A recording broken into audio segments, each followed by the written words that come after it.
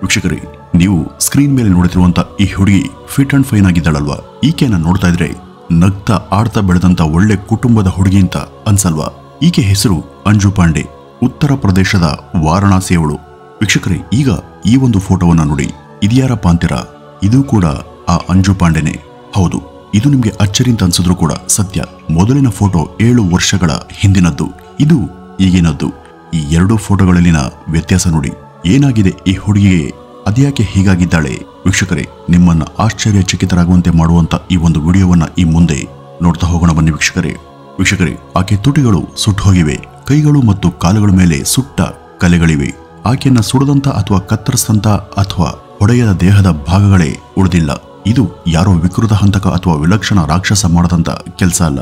ಆಕೆ ಸ್ವಂತ ಅತ್ತೆ, ಪತಿ, ಮಾವ, ನಾದಿನಿಯ ಗಂಡ ಎಲ್ಲರೂ ಕೂಡ ಸೇರಿ ಹೀಗೆ ಮಾಡಿರೋದು. ನಾನಿಲ್ಲಿ ಆಕೆ ಮೇಲೆ ನಡೆದಂತ ವಿಕೃತ ದೌರ್ಜನ್ಯದ ಕುರಿತು ಹೇಳುವುದನ್ನ ಕೇಳಿದ್ರೆ ಬಹುಶಃ ನಿಮ್ಗೆ ತುಂಬಾ ಡಿಸ್ಟರ್ಬ್ ಅನ್ಸಬಹುದು, ಸ್ವಲ್ಪ ಶಾಕ್ ಕೂಡ ಆಗಬಹುದು, ವಾಕರಿಕೆ ಬರಬಹುದು. ಆದ್ರೆ ಇಂಥ ವಿಕೃತ ಮನಸ್ಸಿನವರು ನಮ್ಮ ನಡುವೆ ಇದ್ದಾರೆ ಎಂಬುದನ್ನು ನಾನು ನಿಮ್ಗೆ ಹೇಳಲೇಬೇಕಾಗಿದೆ. ಮಗಳ ಸ್ಥಾನವನ್ನು ತುಂಬಲು ಬರುವ ಮನೆಯ ಸೊಸೆಯನ್ನ ಅವರು ತಲೆ ಕೆಳಗಾಗಿ ನೇತಾಕಿ ಹೊಡಿತಾ ಇದ್ರು. ದಿನಗಟ್ಟಲೆ ಮೈ ಮೇಲೆ 1 ಇಂಚು ಕೂಡ ಬಟ್ಟೆ ಇರದೆ ಕೂರಿಸ್ತಾ ಇದ್ರು. ಅಂಜುಳ ಅತ್ತೆ ಆಕೆಗೆ ಕುಡಿಯೋದಕ್ಕೆ ನೀರಿನ ಬದಲು ತಮ್ಮ ಮೂತ್ರವನ್ನ ಕೊಡ್ತಾ ಇದ್ರು. ಹೇಳೋದಕ್ಕೆ ಅಸಹ್ಯ ಅಂತ ಅನ್ಸಿದ್ರು ಆಕೆಗೆ ಊಟದ ಬದಲು ಆಕೆ ತನ್ನ ಮಲವನ್ನ ಕೊಡ್ತಾ ಇದ್ಲು. ಊಟ ಇಲ್ಲದೆ ದಿನಗಟ್ಟಲೆ ನರಳುತ್ತಾ ಇದ್ದಂತ ಆಕೆ ಅದನ್ನ ತಿನ್ಲೇಬೇಕಿತ್ತು. ಜರ್ದ ತಿಂತಿದ್ದಂತ ಆ ರಾಕ್ಷಸಿ ಅದನ್ನ ಉಗುಳೋದಕ್ಕೆ ಒಂದು ಡಬ್ಬಿಯನ್ನ ಇಟ್ಕೊಂಡಿದ್ಲು. ಆ ಒಂದು ಡಬ್ಬಿಯಲ್ಲೇ ನೀರನ್ನ ಹಾಕಿ ಆಕೆಗೆ ಕುಡಿಯೋದಿಕ್ಕೆ ಕೊಡ್ತಾ ಇದ್ಲು. ಈಗ ಹೇಳಿ, ಇಷ್ಟೊಂದು ದೌರ್ಜನ್ಯ ಈ ಮೊದಲು ಯಾರಿಗಾದ್ರೂ ಆಗಿದ್ದನ್ನ ನೀವು ನೋಡಿದ್ದೀರಾ ಅಥವಾ ಕೇಳಿದ್ದೀರಾ? ಆ ಹುಡುಗಿ 7 ವರ್ಷ ಅನುಭವಿಸಿದಂತ ಚಿತ್ರಹಿಂಸೆಯನ್ನ ಶಬ್ದಗಳಲ್ಲಿ ಹೇಳೋದಕ್ಕೆ ಸಾಧ್ಯ ಇಲ್ಲ. ಈ ಅಂಜು ಮೊದಲು ಹೇಗಿದ್ಲು ಮತ್ತು ಈಗ ಹೇಗಿದ್ದಾಳೆ ಎಂಬುದನ್ನ ನೋಡಿನೇ ನೀವು ಆಕೆ ಮೇಲೆ ಆಗಿರುವಂತಹ ನಿರಂತರ ಮುರುಗಿಯ ದಾಳಿಯನ್ನ ಅಂದಾಜಿಸಬಹುದು. ಇದೆಲ್ಲ ಹೇಗಾಯಿತು? ಯಾಕೆ ಅವರೆಲ್ಲ ಆಕೆಗೆ ಹಿಂಸೆ ಕೊಟ್ರು? ಹೊರ ಜಗತ್ಗೆ ಈ ಬಗ್ಗೆ ಗೊತ್ತೇ ಆಗ್ಲಿಲ್ವಾ? ವೀಕ್ಷಕರೇ, ಯುಪಿಯ ವಾರಣಾಸಿಯ ನಿವಾಸಿಯಾಗಿದ್ದಂತ ಅಂಜು ಪಾಂಡೆಗೆ ಸಂಜಯ್ ಪಾಂಡೆ ಎಂಬಾತನ ಮೇಲೆ ಪ್ರೇಮ ಬೆಳೆಯುತ್ತೆ. ಪರಸ್ಪರ ಪ್ರೀತಿ ಮಾಡ್ತಿದ್ದಂತ ಅವರು ಲವ್ ಮ್ಯಾರೇಜ್ ಕೂಡ ಆಗ್ತಾರೆ. ಮದುವೆಯಾಗಿ ಗಂಡನ ಮನೆಗೆ ಬಂದಂತ ಅಂಜುಳ ಜೀವನ ಸಾಕಷ್ಟು ಸಂತೋಷವಾಗಿನೇ ಇತ್ತು. ಆದ್ರೆ ಆ ಲವ್ ಮ್ಯಾರೇಜ್ ನ ಅವಧಿಯಾದ್ರೂ ಎಷ್ಟು ದಿನದ್ದು? ತಿಂಗಳು, 2 ತಿಂಗಳು, 3 ತಿಂಗಳು ಅಥವಾ 6 ತಿಂಗಳು ಕಳೆಯೋಷ್ಟರಲ್ಲಿ ಅಂಜುಳ ಬದುಕೆ ಬದಲಾಗಿ ಹೋಯಿತು. ಅಂಜು ತನ್ನ ಗಂಡನ ಮನೆಗೆ ಹೋದ ನಂತರ ಗಂಡ, ಅತ್ತೆ, ಮಾವ, ನಾದಿನಿ, ಆಕೆ ಗಂಡ ಎಲ್ಲರೊಂದಿಗೆ ನಗ್ತಾ ಜೀವಿಸ್ತಾ ಇದ್ಲು. 5-6 ತಿಂಗಳವರೆಗೂ ಎಲ್ಲ ಕೂಡ ಚೆನ್ನಾಗೇನೆ ಇತ್ತು. ಆದ್ರೆ 6 ತಿಂಗಳ ನಂತರ ಇದ್ದಕ್ಕಿದ್ದಂತೆ ಎಲ್ಲರೂ ತಮ್ಮ ನಿಜವಾದ ಬಣ್ಣವನ್ನ ತೋರಿಸೋದಕ್ಕೆ ಶುರು ಮಾಡಿದ್ರು. ತನ್ನ ಪತಿ ದೇವ್ರು ಅಂತ ಪರಿಗಣಿಸಿದಂತ ಸಂಜಯ್ ಮೊಟ್ಟ ಮೊದಲು ತನ್ನ ರಾಕ್ಷಸ ಮುಖವನ್ನ ಅವತ್ತು ತೋರಿಸಿದ್ದ. ಅಷ್ಟು ದಿನ ಮುದ್ದನ್ನ ಮಾಡ್ತಿದ್ದಂತ ಅವನು ಕ್ರಮೇಣ ಅವಳ ಮೇಲೆ ಕೈಯನ್ನ ಎತ್ತೋದಕ್ಕೆ ಶುರು ಮಾಡಿದ್ದ. ದಿನೇ ಹಲ್ಲೆ ಹೆಚ್ಚಾಗತೊಡಗಿದ್ವು. ಅವನ ನಂತರ ಅವನ ತಾಯಿ ಕೂಡ ಚಿತ್ರಹಿಂಸೆಯನ್ನ ಕೊಡೋದಿಕ್ಕೆ ಶುರು ಮಾಡಿದ್ರು. ಹೆಣ್ಣಷ್ಟೇ ಅಲ್ಲ, ಮನುಷ್ಯ ಜಾತಿಯಲ್ಲಿ ಹುಟ್ಟೋದಕ್ಕೂ ಕೂಡ ಲಾಯಕ್ಕಿಲ್ಲಂತ ಆಕೆ ಕೊಟ್ಟಂತ ಕಾಟ ಅಷ್ಟಿಷ್ಟಲ್ಲ. ಹೊಡೆಯೋದ್ರ ಜೊತೆಗೆ ಊಟವನ್ನು ಕೊಡೋದನ್ನ ನಿಲ್ಸಿದ್ರು. ನೀರನ್ನು ಕೂಡ ಕೊಡ್ತಿರ್ಲಿಲ್ಲ. ನಂತರ ಮಾನವೀಯತೆಯನ್ನೇ ಮರೆತು ಕುಡಿಯೋದಿಕ್ಕೆ ನೀರು, ಮೂತ್ರ, ತಿನ್ನೋದಿಕ್ಕೆ ಮಲವನ್ನ ಕೊಡೋದಕ್ಕೆ ಶುರು ಮಾಡಿದ್ಲು. ನಂತರ ಆಕೆಯ ಮಾವ ಕೂಡ ಹೊಡಿತಾ ಇದ್ದ. ತಾನು ಮನೆ ಹಿರಿಯ ಎಂಬುದನ್ನು ಕೂಡ ಮರೆತು ಅವನು ಬೀದಿ ಪುಂಡನಂತೆ ಹಿಂಸೆ ಮಾಡತೊಡಗಿದ್ದ. ಅಂಜುಳ ನಾದಿನಿ ಕೂಡ ತಾನೇನು ಕಮ್ಮಿಯಿಲ್ಲ ಎಂಬಂತೆ ವಿಚಿತ್ರ ಹಿಂಸೆಯನ್ನ ಕೊಡ್ತಾ ಇದ್ಲು.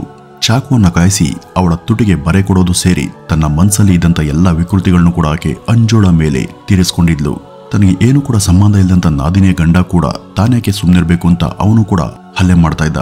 ಎಲ್ಲ ಸೇರಿ ಆಕೆ ಬಟ್ಟೆಯನ್ನ ಬೆಚ್ಚಿ ಉಲ್ಟಾ ನೇತಾಕಿ ಹೊಡಿತಾ ಇದ್ರು. ಇಡೀ ದಿನ ಹಾಗೆ ನೇತಾಡೋದಕ್ಕೆ ಬಿಟ್ಟಿರ್ತಾ ಇದ್ರು. ಎಲ್ಲರೆದುರು ಆಕೆ ಸಂಪೂರ್ಣ ನಗ್ನಳಾಗಿ ದಿನಗಟ್ಟಲೆ ಇರಬೇಕಿತ್ತು. ವೀಕ್ಷಕರೇ, ಹೆಣ್ಮಕ್ಳಿಗೆ ಹೊಟ್ಟೆಗೆ ಊಟ ಇಲ್ಲ ಅಂದ್ರೂ ಪರವಾಗಿಲ್ಲ, ಆದ್ರೆ ಮೈ ಮೇಲೆ 2 ತುಂಡು ಬಟ್ಟೆ ಆದ್ರೂ ಬೇಕೇ ಬೇಕು. ಆದ್ರೆ ಆ ರಾಕ್ಷಸರು ಅದನ್ನು ಕೂಡ ಬಿಡದೆ ಬಿಚ್ಚಿ ಎಸಿತಾ ಇದ್ರು. ಲವ್ ಮ್ಯಾರೇಜ್ ಮಾಡ್ಕೊಂಡಂತ ಈ ಮಹಾನ್ ಭಾವ ತಾನು ಕೂಡ ಹಿಂಸೆ ಕೊಡೋದಲ್ಲದೆ ಆ ಮನೆಯ ಎಲ್ಲ ಪ್ರಾಣಿಗಳು ಕೂಡ ಹಿಂಸೆ ಕೊಟ್ರು. ತನಗೇನು ಸಂಬಂಧನೇ ಇಲ್ಲ ಅಂತ ಇರ್ತಾ ಇದ್ದ. ಎಲ್ಲ ಸರಿ, ಆದ್ರೆ ಇವರು ಇದನ್ನೆಲ್ಲ ಯಾಕಾಗಿ ಮಾಡ್ತಾ ಇದ್ರು ಅಂತ ನೋಡುವುದಾದ್ರೆ ಅದೇ ವರದಕ್ಷಿಣೆಯ ಸಲುವಾಗಿ ಇವರು ಈ ಪರಿ ಮನುಷ್ಯತ್ವವನ್ನ ಮರ್ತಿದ್ರು. ಲವ್ ಮ್ಯಾರೇಜ್ ಆಗಿದ್ರು ಕೂಡ ಆಕೆ ತವ್ರ ಮನೆಯಿಂದ ಜಮೀನು, ಮನೆ, 4 ಲಕ್ಷ ಹಣವನ್ನ ತರಬೇಕಿತ್ತು. ಅವಳಿಂದ ಆಗುವಷ್ಟು ಅಥವಾ ಅವ್ರ ಮನೆಯವರಿಂದ ಆಗುವಷ್ಟು ಅವಳು ತಂದು ಕೊಟ್ಟಿದ್ಲು. ಆದ್ರೆ ತೀರಾ ಅವ್ರ ಕೈಲಿ ಸಾಧ್ಯವಾಗದನ್ನ ಕೇಳಿದ್ರೆ ಅವರು ಹೇಗ್ ತಾನೆ ತಂದ್ಕೊಡ್ತಾರಲ್ವಾ? ಆದ್ರೂ ಅವರು ಅವಳನ್ನ ತುಂಬಾ ಹಿಂಸೆ ಕೊಡ್ತಾ ಇದ್ರು. 7 ವರ್ಷಗಳ ಕಾಲ ಅದನ್ನ ಸಹಿಸಿಕೊಂಡಂತ ಅಂಜು ಯಾರಿಗೂ ಕೂಡ ಏನನ್ನು ಹೇಳಿಲ್ಲ. ಯಾಕೆಂದ್ರೆ ಅವರು ತುಂಬಾ ಕ್ರೂರಿಗಳಾಗಿದ್ರು. ಎಲ್ಲಾದ್ರೂ ಬಾಯ್ ಬಿಟ್ರೆ ನಿಮ್ಮಪ್ಪನ್ನ ಮತ್ತೆ ನಿಮ್ಮ ಅಣ್ಣನ ಕೊಲ್ಲೋದಾಗಿ ಅವರು ಬೆದರಿಕೆನ ಹಾಕಿದ್ರು.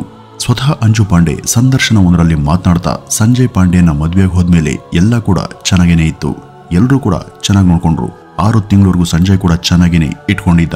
ನಂತರ ಅವನು ಹೊಡೆಯೋದಿಕ್ಕೆ ಶುರು ಮಾಡಿದ್ದ. ಅವನ ಇಡೀ ಕುಟುಂಬ ಹಿಂಸೆ ಕೊಡ್ತಾ ಇತ್ತು. ತುಟಿ, ಮುಖ, ಕೈ, ಕಾಲು, ಎದೆ, ಹೊಟ್ಟೆ ಸೇರಿದಂತೆ ಗುಪ್ತಾಂಗವನ್ನು ಕೂಡ ಬಿಡದೆ ಅವರು ಕಾದ ಎಣ್ಣೆಯನ್ನ ಎರಚ್ತಾ ಇದ್ರು. ಕೈಗೆ ಸಿಕ್ಕ ಚಿಕ್ಕ ಚಿಕ್ಕ ಹರಿತವಾದ ವಸ್ತುವಿನಿಂದ ಮೈಯನ್ನ ಸೀಳ್ಹಾಕ್ತಾ ಇದ್ರು. ಅವನ ಸಹೋದರಿ ಮತ್ತು ಅವನ ತಾಯಿ ನನ್ನ ಹತ್ರ ಕೆಲಸವನ್ನ ಮಾಡಿಸ್ಕೊಳ್ತಿದ್ದಾರಾದ್ರೂ ತಿನ್ನೋದಿಕ್ಕೆ ಏನನ್ನು ಕೊಡ್ತಾ ಇರ್ಲಿಲ್ಲ. ಕೇಳಿದ್ರೆ ತಮ್ಮ ಮೂತ್ರವನ್ನ ಕೊಡ್ತಾ ಇದ್ರು. ಮಲ ಕೊಟ್ಟು ಬಲವಂತವಾಗಿ ತಿನ್ನಿಸ್ತಾ ಇದ್ರು ಅಂತ ಆಕೆ ಮೊದಲ ಸಲ ಹೇಳಿದಾಗ ನಿಜಕ್ಕೂ ಕೇಳಿದವ್ರಿಗೆ ಆಘಾತ ಆಗಿತ್ತು. ಒಂದು ಟೈಮಲ್ಲಿ ನೋಡೋದಕ್ಕೆ ಸುಂದರಿಯಾಗಿದೆ ಅಂತ ಅಂಜುಳ ಈಗಿನ ಸ್ಥಿತಿ ಹೇಗಿದೆ ನೋಡಿ. ಅವಳ ಕೈ ಕಾಲುಗಳ ಮೇಲೆ ಇರುವಂತಹ ಹಳೆಯ ಗಾಯಗಳನ್ನ ನೋಡಿ ಕೆಲವು ಸುಟ್ಟಿದ್ವು. ತುಟಿಯ ಮೇಲೆ ಚಾಕುವಿನಿಂದ ಬರೆ ಹಾಕಿದ್ದು ಈಗಲೂ ಕೂಡ ಹಾಗೇನೇ ಇದೆ. ಈ ಇಬ್ಬರು ಹೆಣ್ಣು ರಾಕ್ಷಸಿಯರು ತಮ್ಮ ಎಲ್ಲಾ ವಿಕೃತಿಗಳನ್ನ ಆಕೆ ಮೇಲೆ ತೀರಿಸ್ಕೊಂಡಿದ್ರು. ಯಾವ ಮಟ್ಟದ ಚಿತ್ರಹಿಂಸೆಯನ್ನ ಕೊಟ್ಟಿದ್ರು ಅಂದ್ರೆ ವಿವರಿಸೋದಿಕ್ಕೆ ನನ್ನಿಂದ ಸಾಧ್ಯ ಆಗ್ತಿಲ್ಲ. ಹಳಸಿ ಹೋಗಿದ್ದ ಮತ್ತು ಕೊಳತಿದಂತ ಏನಾದ್ರೂ ತಿನ್ನೋದಕ್ಕೆ ಕೊಡಿ ಅಂತ ಬೇಡ್ಕೊಂಡ್ರು ಕೂಡ ಅವರು ಕೊಡ್ತಾ ಇರ್ಲಿಲ್ಲ. ತೀರಾ ಗೋಗರದಾಗ ಚಾಕುವನ್ನ ಕಾಯಿಸಿ ತಂದು ಊಟ ಮಾಡುವಂತ ನಿನ್ನ ಬಾಯಿಯನ್ನೇ ಸೂಟ್ ಹಾಕ್ತೀನಿ ಅಂತ ಸುಡ್ತಾ ಇದ್ರು. ಮೂತ್ರ, ಉಗುಳಿದ ಗುಟ್ಕ, ಮಲ ಇಂಥವೇ ಅವರು ನನಗೆ ಕೊಡ್ತಿದ್ದಂತ ಆಹಾರಗಳು. ದೇಹದ ಒಳಗೆ ಗಾಯಗಳಾಗ್ಲಿ, ನೋವನ್ನು ಅನುಭವಿಸ್ಲಿಂತ ಬಿಸಿ ಮಾಡದಂತ ಅಡುಗೆ ಎಣ್ಣೆಯನ್ನ ಕುಡಿಯುವಂತೆ ಮಾಡ್ತಾ ಇದ್ರು. ನನ್ನ ನಾದಿನಿ ಎಲ್ಲಂದರಲ್ಲಿ ಕಾಯ್ದ ಎಣ್ಣೆಯನ್ನ ಸುರಿತಾ ಇದ್ಲು. ಕೈಯಲ್ಲಿ ದಪ್ಪನೆಯ ತಂತಿಗಳನ್ನ ಹಿಡಿದು ಕಾಯಿಸಿ ಎದೆ ಮೇಲೆ, ಹೊಟ್ಟೆ ಬಳಿ, ಸೊಂಟದ ಬಳಿ ಬರೆ ಹಾಕ್ತಾ ಇದ್ರು ಅಂತ ಅಂಜು ಪಾಂಡೆ ತನಗಾದಂತ ಹಿಂಸೆ ಬಗ್ಗೆ ಎಳೆ ಎಳೆಯಾಗಿ ಹೇಳ್ಕೊಂಡಿದ್ದಾಳೆ. ಈ ಮಟ್ಟಿಗಿನ ದೈಹಿಕ ಚಿತ್ರಹಿಂಸೆನ ಮನುಷ್ಯರಾದರೂ ಮಾಡೋದಕ್ಕೆ ಸಾಧ್ಯನಾ ಎಂಬ ಪ್ರಶ್ನೆ ಪದೇ ಪದೇ ಎದ್ದು ನಿಲ್ಲುತ್ತೆ. ನಿಮ್ಗೆ ಇನ್ನೊಂದು ವಿಷಯವನ್ನ ಹೇಳ್ತೀನಿ ಕೇಳಿ. ಈ ಅಂಜುಗೆ 2 ಮಕ್ಕಳಾಗ್ತವೆ. 4 ವರ್ಷದ ಮತ್ತು 5 ವರ್ಷದ ಆ ಮಕ್ಕಳ ಎದುರೇ ಅವರ ತಾಯಿ ಅಂಜುಳನ್ನ ಹಿಗ್ಗಮುಗ್ಗ ಹೊಡಿತಾ ಇದ್ರು. ತಾಯಿ ಕೆಟ್ಟವಳು, ಅದಕ್ಕೆ ಅವಳನ್ನ ಹೊಡಿತೀವಿ ಅಂತ ಅವುಗಳ ಮನಸ್ಸಲ್ಲೂ ಕೂಡ ಕೆಟ್ಟ ಭಾವನೆ ಬರೋ ರೀತಿ ಮಾಡಿದ್ರು. ಅವು ಯಾವತ್ತೂ ಕೂಡ ತಮ್ಮ ತಾಯಿಯ ಬಳಿ ಹೋಗ್ತಾನೆ ಇರಲಿಲ್ಲ. ಆಕೆಗೆ ಚಿತ್ರಹಿಂಸೆ ಕೊಡೋದನ್ನ ನೋಡಿ ಆ ಮಕ್ಕಳು ಹೆದರ್ತಾ ಇದ್ರು. ಚಿಕ್ಕ ಮಕ್ಕಳ ಮುಂದೆ ಹೀಗೆಲ್ಲ ಮಾಡಬಾರದು ಎಂಬ ಸಾಮಾನ್ಯ ಜ್ಞಾನವನ್ನು ಕೂಡ ಈ ರಾಕ್ಷಸರಿಂದ ನಿರೀಕ್ಷೆ ಮಾಡೋದು ಮೂರ್ಖತನನೇ ಆಗುತ್ತೆ. ಇನ್ನು ಅಂಜುಳ ಚಿಕ್ಕಮ್ಮನ ಮಗ ಅಂದ್ರೆ ಆಕೆಯ ಸಹೋದರ ಕೂಡ ಆಕೆಗೆ ಸಹಾಯ ಮಾಡಲಿಲ್ಲ. ಆಕೆಯ ನಾದಿನಿಯನ್ನೇ ಮದುವೆಯಾಗಿದೆ ಅಂತ ಅವನು ಕೂಡ ಅಂಜುಗೆ ಬೆದರಿಕೆ ಹಾಕ್ತಾ ಇದ್ದ. ಸಂಜಯ್ ಪಾಂಡೆಗೆ ಬೇರೆ ಮದುವೆ ಮಾಡ್ತೀವಿ, ನೀನ್ ಸರಿ ಇಲ್ಲ ಅಂತ ನಾನೇ ಸಾಕ್ಷಿ ಹೇಳ್ತೀನಿ ಅಂತ ಹೇಳ್ತಿದ್ದ. ಇವನು ಅದೆಂತ ಸಹೋದರ ಇರಬೇಕು ಅಂತ ಲೆಕ್ಕ ಹಾಕಿ ನೋಡಿ. ಅವನ ಎದುರೇ ಆಕೆ ಬಟ್ಟೆ ಬಿಚ್ಚಿ ಹೊಡಿತಾ ಇದ್ರೆ ಅದನ್ನ ತಡೆಯುವಂತ ಗೋಜಿಗೆ ಹೋಗದೆ ಸುಮ್ಮನೆ ನೋಡ್ತಾ ನಿಲ್ತಾ ಇದ್ದಂತೆ. ನಂತರ ಅವನು ಕೂಡ ನನ್ನನ್ನ ಹೊಡಿತಾ ಇದ್ದ. ಎಲ್ಲರೂ ಮಾಡುವಂತೆ ಮಾಡ್ತಾ ಇದ್ದ. ಆ ಮನೆಯಲ್ಲಿ ಯಾರು ಕೂಡ ಒಳ್ಳೆಯವರಿಲ್ಲ, ಎಲ್ಲರೂ ಕೂಡ ಒಂದೆಂತ ಈ ಅಂಜು ಹೇಳ್ಕೊಂಡಿದ್ದಾಳೆ. ನಮ್ಮಪ್ಪ ನನ್ನನ್ನ ನೋಡೋದಕ್ಕೆ ಬಂದ್ರೆ ನನಗೆ ರೂಮಲ್ಲಿ ಕೂಡ ಹಾಕ್ತಾ ಇದ್ರು. ಒಂದು ಸಲ ಮದುವೆಯನ್ನ ಮಾಡ್ಕೊಟ್ಮೇಲೆ ನಿಮ್ಗೆ ಸಂಬಂಧ ಇಲ್ಲ, ಮಗಳನ್ನ ನೋಡೋದಕ್ಕೆ ಬಿಡೋದಿಲ್ಲ ಅಂತ ಹೇಳಿ ನಮ್ಮ ಅಪ್ಪನನ್ನ ನಮ್ಮ ಅತ್ತೆ ವಾಪಸ್ ಕಳಿಸ್ತಾ ಇದ್ರು. ಕೊನೆಗೆ 7 ವರ್ಷಗಳ ನಂತರ ನಿನ್ ಮುಖದ ಮೇಲೆ ಆಸಿಡನ್ನ ಹಾಕ್ತೀವಿ ಅಂತ ಹೇಳಿದಾಗ ನಿಜಕ್ಕೂ ನನಗೆ ಭಯ ಆಯ್ತು. ಇದನ್ನ ಸಹಿಸ್ಕೊಂಡು ಸಾಕು ಅಂತ ಅನ್ಸಿ ಒಂದು ಪೆಟ್ಟಿ ಕೋಟನ್ನ ಹಾಕೊಂಡು ಮಾಳಿಗೆಯನ್ನ ಹಾರಿ ಓಡ್ ಬಂದಿ ಅಂತ ಅಂಜು ಅಲ್ಲಿಂದ ಪರಾರಿಯದ ಬಗ್ಗೆ ಹೇಳ್ಕೊಳ್ತಾಳೆ.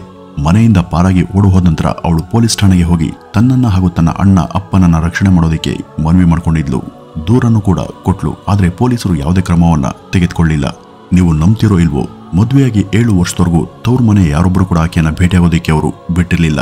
ಅಲ್ಲಿಂದ ಆಕೆ ಪಾರಾಗಿ ಬಂದ ನಂತರ ಆಕೆಯನ್ನ ನೋಡದಂತ ಕುಟುಂಬದವರೇ ಆಕೆಯನ್ನ ಗುರ್ಸೋದಿಕ್ಕೆ ಸಾಧ್ಯ ಆಗ್ಲಿಲ್ಲ. ಆ ಮಟ್ಟಿಗೆ ಅಂಜು ದುರ್ಬಲಗೊಂಡಿದ್ಲು. ಜೀವಂತ ಹೆಣದ ರೀತಿ ಆಗಿದ್ಲು. ಅವಳ ಪರಿಸ್ಥಿತಿ ತುಂಬಾ ಕೆಟ್ಟದಾಗಿತ್ತು. ಮೈ ಮೇಲಿನ ಗಾಯದ ಜೊತೆಗೆ ಮನಸ್ಸಿನ ಮೇಲದಂತ ಗಾಯಗಳು ಆಕೆಯನ್ನ ತುಂಬಾ ಘಾಸಿ ಮಾಡಿದ್ವು. ಗಾಯವನ್ನ ವಾಸಿ ಮಾಡ್ತೀವಿ, ಆದ್ರೆ ಆಕೆಯ ಮನಸ್ಸಿನ ಮೇಲಾಗಿರುವಂತ ಕೆಟ್ಟ ಪರಿಣಾಮದಿಂದ ಆಕೆ ಸುಧಾರಿಸಿಕೊಳ್ಳೋದಿಕ್ಕೆ ಎಷ್ಟು ಸಮಯ ಹಿಡಿಯುತ್ತೋ ನಮ್ಗಂತೂ ಗೊತ್ತಿಲ್ಲ. ಹೊರಗಿನ ಗಾಯಗಳ ಜೊತೆಗೆ ಒಳ ಗಾಯಗಳು ಕೂಡ ಜಾಸ್ತಿಯಾಗಿವೆ. ಮಾನಸಿಕ ಸಮತೋಲನ ಹದಗೆಟ್ಟಿದೆ. ಯಾರನ್ನಾದ್ರೂ ಇಷ್ಟು ಹಿಂಸೆ ಕೊಟ್ರೆ ಅವರು ಏನಾಗ್ತಿದ್ರು, ಆದ್ರೆ ಈಕೆ ಅದನ್ನೆಲ್ಲ ಹೇಗೆ ಸಹಿಸಿಕೊಂಡ್ಲೋ ನಮ್ಗಂತೂ ಗೊತ್ತಿಲ್ಲ ಅಂತ ವೈದ್ಯರೇ ಅಚ್ಚರಿಪಟ್ಟಿದ್ರು. ಸದ್ಯ ಪೊಲೀಸ್ FIR ಅನ್ನು ದಾಖಲಿಸಿದರಾದ್ರೂ ಇನ್ನೂ ಯಾವುದೇ ಕ್ರಮವನ್ನ ತೆಗೆದುಕೊಂಡಿಲ್ಲ. ಇಲ್ಲಿ ತಪ್ಪಿತಸ್ಥರಿಗೆ ಅತ್ಯಂತ ಕಠಿಣ ಶಿಕ್ಷೆಯನ್ನ ಕೊಡಬೇಕು. ಇದು ನನ್ನ ಪ್ರಕಾರ ಅತ್ಯಾಚಾರ, ಕೊಲೆ ಮಾಡೋದಕ್ಕಿಂತಲೂ ಕೂಡ ಘೋರ ಅಪರಾಧ. ಒಂದು ಮುಗ್ಧ ಹೆಣ್ಣನ್ನ ಇಡೀ ಮನೆಯವರು ವರ್ಷಗಟ್ಟಲೆ ಹಿಂಸೆ ಕೊಡೋದು, ಬೆತ್ತಲೆ ಮಾಡಿ ಹೊಡೆಯೋದು, ಮಲಮೂತ್ರವನ್ನ ತಿನ್ಸೋದು ಇವೆಲ್ಲ ಮನುಷ್ಯ ಕುಲದಲ್ಲಿ ಹುಟ್ಟೋರು ಮಾಡುವಂತ ಕೆಲಸಗಳಲ್ಲ. ಹೀಗಾಗಿ ಇಂಥವ್ರಿಗೆ ಎಂತ ಶಿಕ್ಷೆ ಆಗಬೇಕು ಅಂದ್ರೆ ಮುಂದೆ ಯಾರಾದ್ರೂ ಈ ರೀತಿ ಮಾಡೋದಿಕ್ಕೆ ಹೆದರಬೇಕು. ಜೊತೆಗೆ ಇಂಥ ಪ್ರಕರಣಗಳ ವಿಚಾರಣೆಯು ತುಂಬಾ ವೇಗವಾಗಿ ಆಗ್ಬೇಕು. ಇದಕ್ಕಾಗಿ ಪ್ರತ್ಯೇಕ ಕೋರ್ಟ್ಗಳನ್ನು ಕೂಡ ರಚಿಸಿದ್ರು ಪರವಾಗಿಲ್ಲ. ವಿಚಾರಣೆ ಬೇಗ ಮುಗಿಸಿ ಅವರ ಪಾಪಕ್ಕೆ ತಕ್ಕ ಶಿಕ್ಷೆಯನ್ನ ಕೊಡಬೇಕು. ವೀಕ್ಷಕರೇ, ಈ ಒಂದು ಘಟನೆ ಬಗ್ಗೆ ನಿಮ್ಮ ಅಭಿಪ್ರಾಯ ಏನು ಅಂತ ಕಮೆಂಟ್ನ ಮೂಲಕ ತಿಳಿಸಿ ಅಂತ ಹೇಳ್ತಾ ಈ ಒಂದು ವಿಡಿಯೋವನ್ನ ಇಲ್ಲಿಗೆ ಮುಗಿಸೋಣ. ನಮಸ್ಕಾರ.